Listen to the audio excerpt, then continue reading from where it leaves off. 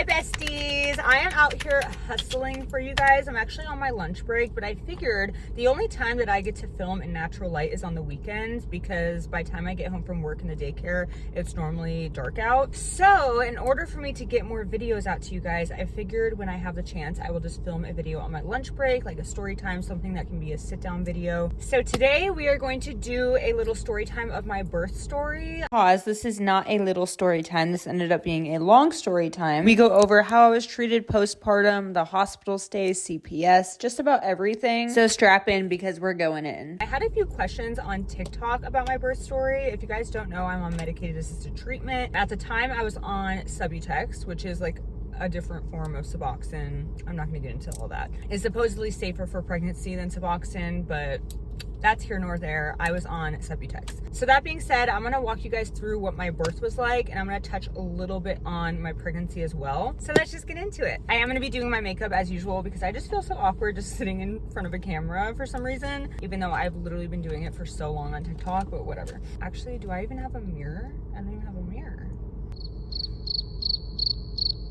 Hold on. As some of you guys might know, I have a 9-month-old daughter. I'm a little late to the story time. I know I should have done it a long time ago. I found out I was pregnant on July 18th, I think, of 2023. That's when I went to detox and got sober. I think I've talked about that on this channel before, like my whole sobriety journey, how I found out I was pregnant. But if you guys want a long form video on that, let me know. I can't remember if I've done one or not. So anyway, I go to detox. I come out of detox. I am now on Subutex. My actual pregnancy was very, very difficult. I was extremely nauseous the entire time. I think a lot of that had to do with the Subutex though, because my body was not like processing the Subutex correctly. And so it like, I don't know, it felt like I was like constantly in withdrawal almost. Like that's like the kind of nauseated I felt. I really don't know like for sure what was happening. It could have just been the pregnancy, but I was super nauseous the entire time. Other than that though, I had a really easy pregnancy actually. And probably once I entered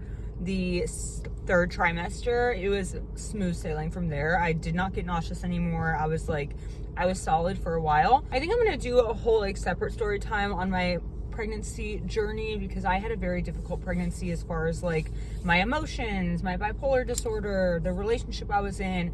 I just had a really difficult pregnancy, so that can be in a whole other video, but this is just going to be my birth story and then like after the fact. I was pretty active towards the third trimester. Like I remember setting up my daughter's entire nursery, like moving the entire bed, painting. Like I was super active, and I did not think she was going to come early because of this. People are staring at me because I'm parked weird. So I still remember the night that I had my first contraction. Up until this point, I had no Braxton Hicks, no indicators that I could be going into labor. Sorry, I got interrupted. Up until this point, I had no indicator that I could be going to labor soon. I was also on high risk, meaning I was going to the doctor every week. Actually, sorry, towards the end, I was going like 3 times a week to get the baby measured and all that stuff, and to check on like her heart rate, her movement, stuff like that. Just because she was not moving a lot towards the end of my pregnancy, and every time we would do like a high risk checkup, I can't remember what they're called. It's like a abbreviation or something, but basically where you sit on the monitor for like 20 minutes. She was not moving a lot, but she was also like not a morning baby, and my appointments were always at like 8 a.m. And so I ended up in the hospital one time because they didn't find any movements the entire 20 minutes. And I went to the hospital and she immediately started moving. So she just like was not a morning baby because she would kick like all throughout the day and night, but morning she was dead silent. And I tried to tell them this, but obviously it's their job to be like worried about that stuff. So anyway, I remember the day before I went into labor, I got one contraction. We were sitting down watching a movie, and I remember feeling like, oh, like a pain, and I was like, am I having a contraction right now? Like that's so weird. I think I was 36 weeks pregnant because I gave birth like right before I hit 37 weeks, and at that point I was actually 2 centimeters dilated, I think 2 or 3 centimeters, because like the day before, or even that day maybe, I had went into my high risk checkup and I was a couple centimeters dilated. So anyway, I went to bed, didn't think anything of it because it was just kind of like a really quick contraction. I went to bed, and then 7 a.m. the next morning I woke up in the worst contractions. I couldn't even imagine. Like I had no idea how they would feel, obviously because it's my first baby, but oh my god, you guys, it was so painful. So I remember talking to my baby dad like, okay, like these are really painful. And at that point they were like maybe a minute apart. Like they were coming super quick, but like I said, up until that point I had no indication that I would be going into labor. So I was like, there's no way, like she's early, like I still have another 4 weeks, like there's no freaking way she's coming right now. And so I didn't really believe it, but then at one point, like probably an hour into these contractions, my baby dad was like, okay, like should we go to the hospital? So I called my mom and I'm like, hey mom, like I'm having really bad contractions. They're like less than a minute apart. Like, should I go to the hospital? Obviously, my mom's like, yeah, girl, you need to go to the hospital. Like, I'll meet you there. We get in the car, and I remember the car ride there. By the way, I hadn't even packed my hospital bag yet. I had started to pack it the day before because I was going to do a whole video. And so some stuff was laid out on the couch, like phone charger, some clothes, some baby clothes, but like nothing was really put together or like where it needed to be. And baby dad didn't have anything packed, nothing. So we only left with basically like what I needed in that moment and like what I could grab, because I could barely walk at this point. Like they were coming so fast. And so we got in the car and it was like a 20-minute drive. And you guys, I remember sitting in the passenger seat, like going like this. 1, 2, 3, 4, 5, 6, 7.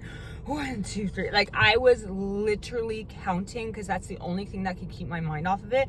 And I counted up till 10 and repeated the entire way there, because every 10 seconds they would start over and it would get worse again. That's how close they were. So when I got to the hospital, they obviously admitted me immediately.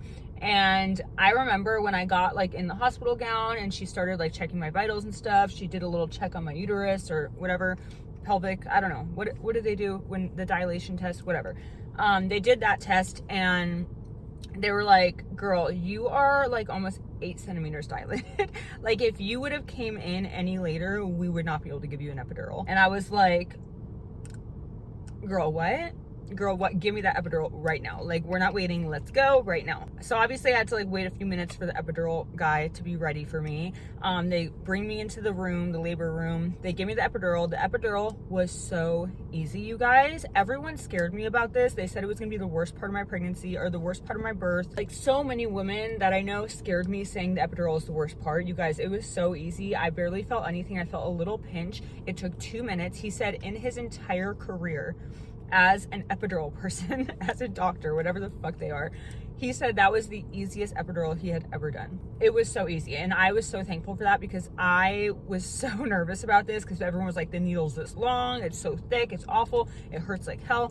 It was not bad. So for anyone that has been scared like I was, it's really not that bad. I do have honestly, no, I don't have a high pain tolerance. I wouldn't even say that, because I am such a baby when it comes to pain. Like even my tattoos, I don't even know how I have this many tattoos, because I'm a baby, okay? So anyway, I get that epidural. I immediately feel so much better. At that point, I am like relaxing in the bed. I think I fell asleep for a few minutes.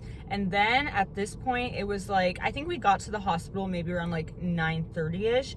By about 2 p.m., they decided, all right, girl, it's time to push. I think I was like stuck at 9 centimeters for a while. I can't remember the exact details. And they were thinking about giving me Pitocin, but they were like, we'll give you a few more minutes. And like, if your water doesn't break or if you're not ready naturally, then we'll give you the Pitocin to like speed it up. 2 p.m. came around and they were like, okay, it's time to push. You guys, this was the hardest part of the entire experience. The pushing was the hardest part for me. I think even next to the contractions, like the contractions were really bad. Like they were fucking bad. The worst pain I've felt in my life, hands down. But the pushing was very hard on my body. And I remember like just, you don't like know where to push from, because you're numb from the waist down. So it's like, you don't know where you're pushing from. You don't know what you're doing. Sorry, my phone overheated. Anyway, I remember the nurses like trying to help me, like tell me like, okay, push your legs back, like do this. And so that did help a little bit, but eventually she did come out. I still remember like them saying, okay, she's coming, her head's coming. When they like pulled her out, I just felt like a release, and it felt like I was so relieved to be done pushing. You guys, it was so hard on my body. I don't know why, it was just hard. It was like working out times 10,000. That's what it felt like, except you don't know where you're working out from. Your body's just reacting to the workout. I don't know how to explain it. So anyway, when she came out, I remember immediately my hands started shaking. And this is something that people don't really talk about. I never heard anybody talk about it, how your hands start shaking or your body starts shaking. You guys, I was literally like this. Like I couldn't even hold her, because I was like, oh my God, it was so hard. And I remember them handing me to her, and I was like, I can't stop shaking. And they were were like, it's normal. Like, I think it's just like the adrenaline or something. I don't know. If you guys know, let me know. So she came out, I was holding her, and I just didn't even know what to think. Like, I was in literal shock. I remember just crying and like my face just being like, what is happening right now? Like, I just had a baby. Like, it felt like I was in a different world. Like, I had just gotten sober, and then now I'm having this baby, and it's like my world just changed in an instant, and I had so much love for her. It was so insane. And I remember asking my baby dad and my mom, I was like, did I poop? And my baby dad's like, well, you started to, but then it went back in. And I was like, whew, thank God. So anyway, they ended up moving us to a different room where we'd be able to like rest, because like I said, I was on medicated assisted treatment, so they have to at least monitor the baby for 3 days for withdrawals. They did tell me that sometimes babies don't start showing symptoms until like 24 hours after birth. She did like cry a lot, but she definitely was not like shaking or anything like that. She wasn't doing like any of your typical symptoms that you would see in newborns that are withdrawing. And so they didn't think she was withdrawing, but she was not gaining weight. They actually told me that their scale had to have been wrong, because they told me 7 pounds, but then the next day, like less than 24 hours, she was 5 pounds. So they were like, there's like no physical way, like it would not be scientifically possible for her to lose 2 pounds in 24 hours. So like our scale must have been wrong. So I always tell people she was born at 5 pounds, because they even said like she didn't look any smaller. We just think our scale was wrong. And so I guess that happens often. One of the nurses like, oh yeah, that happens all the time. And I was like, what?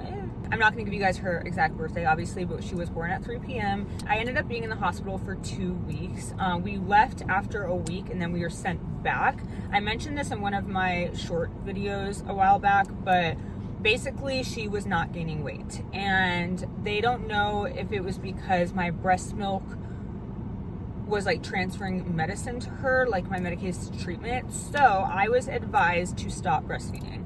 And this was devastating for me, because I really wanted to breastfeed. I'm gonna do a regrets video, like things I regret in my like postpartum pregnancy.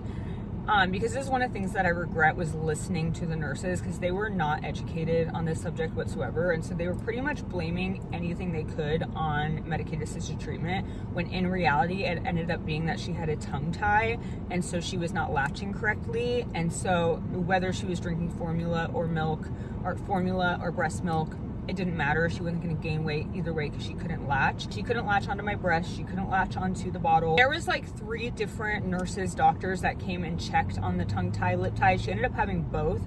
But when we went to the pediatrician office is when they told me like, yeah, she for sure has a tongue tie and lip tie. So I just kind of felt like they were trying to use any issue she had as, oh, it's just a symptom of withdrawal, when in reality she wasn't showing any signs of withdrawal. She wasn't showing any shaking. She wasn't, doing any of your typical signs of withdrawal. Obviously this was very hard for me as a new mom that is in the hospital. I was so stressed out. I was so sleep deprived.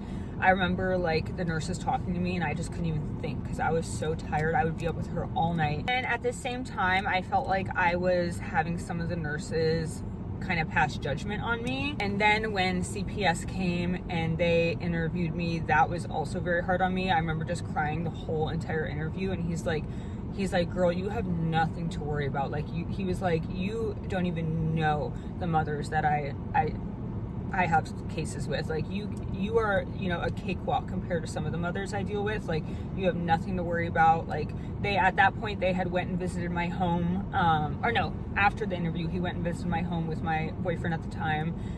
He let him in and showed him around, whatever, and he saw that we had like 3 bassinets, because we were gifted so many things.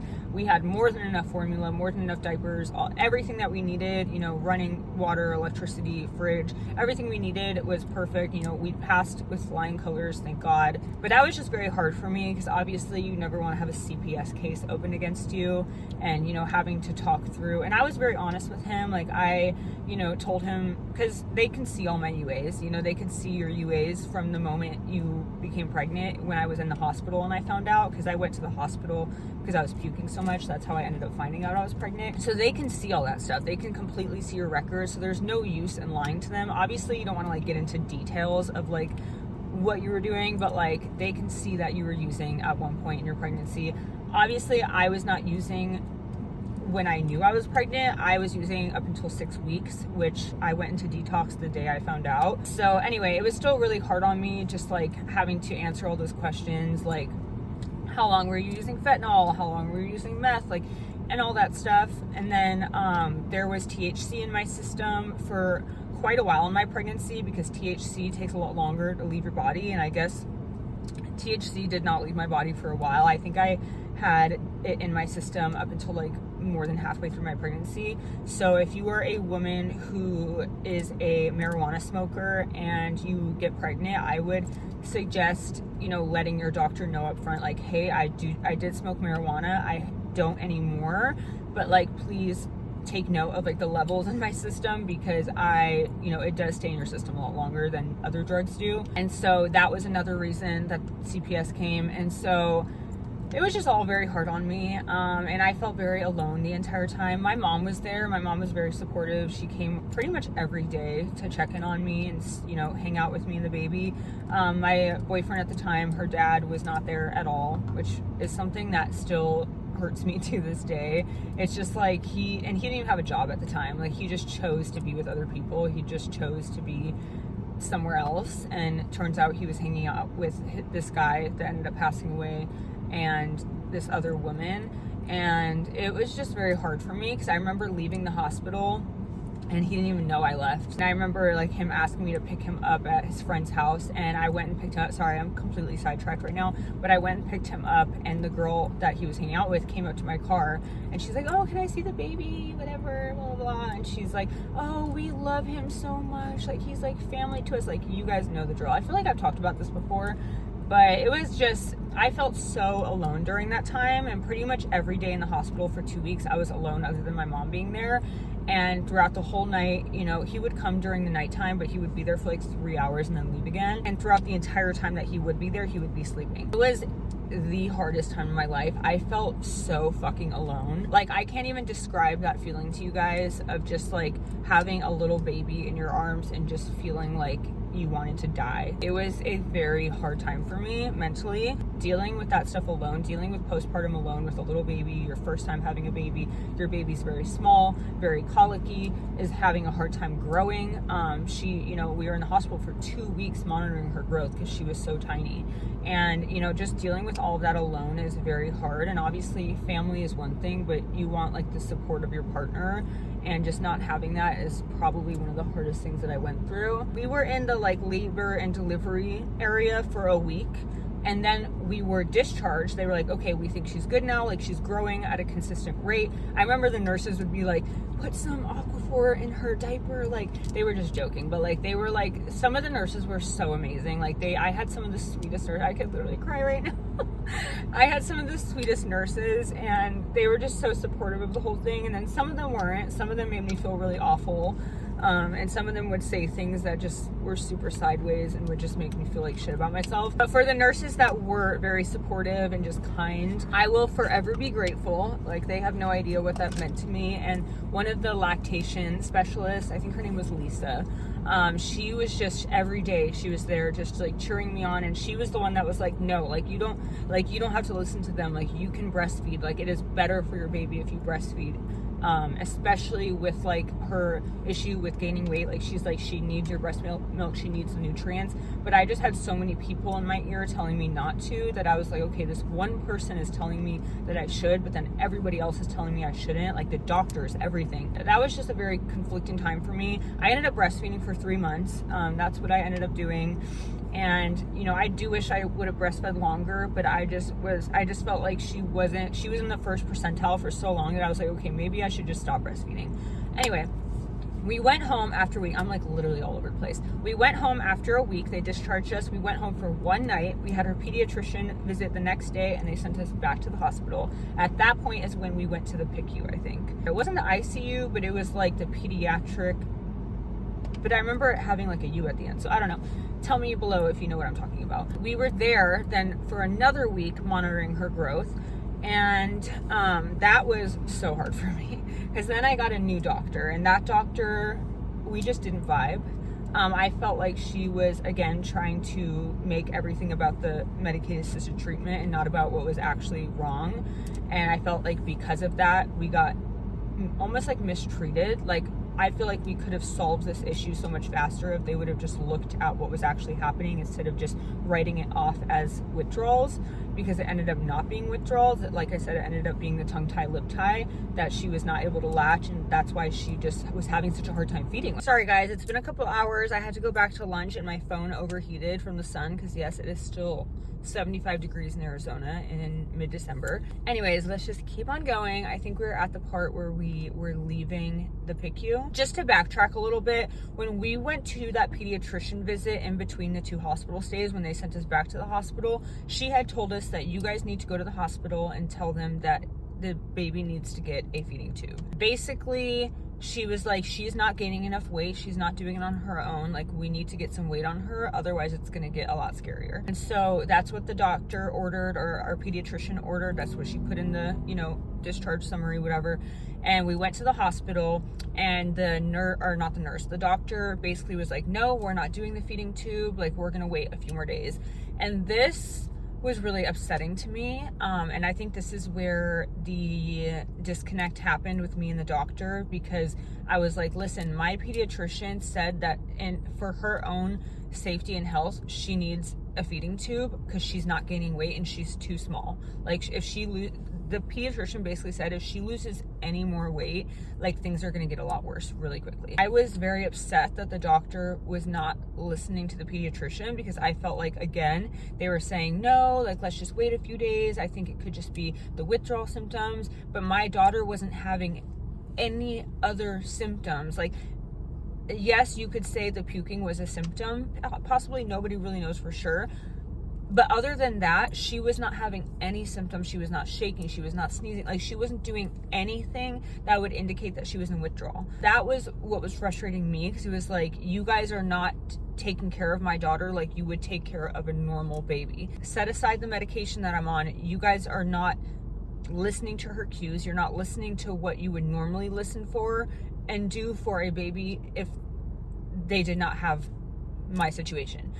That's how I felt. I started crying, and I was like, the pediatrician, told you that you need to put her on a feeding tube. And not that I wanted my daughter to be on a feeding tube. Obviously, that in itself was so scary for me.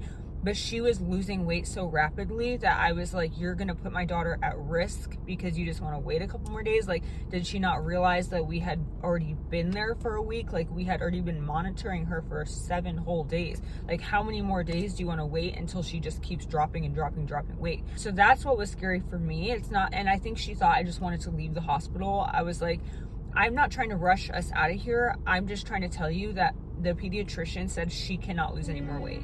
And for you to be like, no, we'll wait a few more days, was very scary for me as a first-time mom. That was very upsetting for me. And we ended up deciding on, like, if the next day, if she is still the same weight or lower, then we would put her on the feeding tube. So that was fine. We did that. The next day came around, she was again losing weight. So the next day, I think she had lost a few more ounces. And so then the doctor came back in and actually apologized to me, which I really appreciated. And she was like, hey, I'm sorry, I should have just listened to the pediatrician from the start. Like, she is losing way too much weight. We are going to put a feeding tube in. And so feeding tube sounds really scary. It really wasn't. Basically what they do, and they even taught me how to do it in case she had to go home with it. Basically what they do is put this very, very, very tiny, I can put a picture in if I can find one, very, very, very tiny tube that goes in her nose and basically just hangs down into her stomach, and it just drips the milk in there, and it's on this little machine, and it looks like a little syringe, and it has the milk in it. And at the time, she was ordered to have a special formula that was extra calories. She was not supposed to be just on breast milk. She had to be, they were mixing my breast milk as well, but she was mainly getting the extra calorie formula. And that's going to be a whole nother subject on why I couldn't only breastfeed, because I literally couldn't. I had to keep her on this high calorie formula in order for her to gain weight. So anyway, it would basically hook up to this machine, and it would slowly push it into her stomach. And it took about 15 minutes, I think. The nurse would come back in, unhook it. She would keep the feeding tube in, I think. And then every couple days we would switch it out, I'm pretty sure. So that's how we would do it. I would pump every 2 hours like you normally would. And then they would take my milk and put it in the fridge. Towards the end of our stay there, she finally started gaining weight. pretty much immediately after she got the tube, she started gaining weight. And I just remember the day that they told me that I could go home the next day. I was so excited, you guys. I was so happy. I just wanted to be in my own bed, in my own space, without these people having their eyes on me constantly. I was so fucking lonely. Like, being in that hospital alone, it was just hard for me. It was so hard. I remember feeling like I have never felt this depressed in my entire life. And I've struggled with depression my entire life. I had never felt that low in my entire life. I remember the day that we got to leave, I like packed up all my stuff. I was so excited. She told me we can leave. I packed up my shit so fucking fast. I can't even tell you. Again, I am pretty sure I left without baby dad. Like, he wasn't there when I left. Actually, I don't even think my mom was there. I think I just left because I was like, I'm not waiting for these bitches to get here. Like, I'm fucking getting the fuck out of here. And that's when I went and picked him up from those people's house, and that girl came up to my car. I'm still wearing my seatbelt. Awkward. So anyway, we got home. They were prepping me to use the feeding tube at home, but she didn't end up needing it. They took it out about, I think, a week or so after we got home. We had scheduled her lip and tongue tie. And when she got the lip and tongue tie, it was like night and day. She immediately started gaining weight. She was feeding so much better almost immediately. Like, it was night and day, which again leads me to believe that that was the issue, and that's, you know, what my pediatrician said. We got home, everything was good. I ended up having to go back to work really quickly. I think like within 2.5 months of me giving birth, which was really hard for me. She had to go to daycare, which again, really hard for me because she was such a small baby. But yeah, we went home and it was so much better. I felt so much happier as soon as we got home. She didn't have any other issues after that. She started to gain weight pretty quickly. Like I said, I breastfed for about 3 months. Once I went back to work, it just became so hard for me. I'm just gonna be completely honest. And she was still on the high calorie formula. So no matter what, she had to be on formula. So it was almost like, hey y'all, it's honestly days later. My phone storage ran out, so I literally could not film an ending to that video. Comment down below if you like these sit down videos where I just talk to you guys. And if you guys have any questions about anything I talked about, medicated assisted treatment, CPS, anything like that, I'm happy to answer your questions. Make sure to subscribe, follow me on TikTok, Instagram. I love you so much, and I'll talk to you later.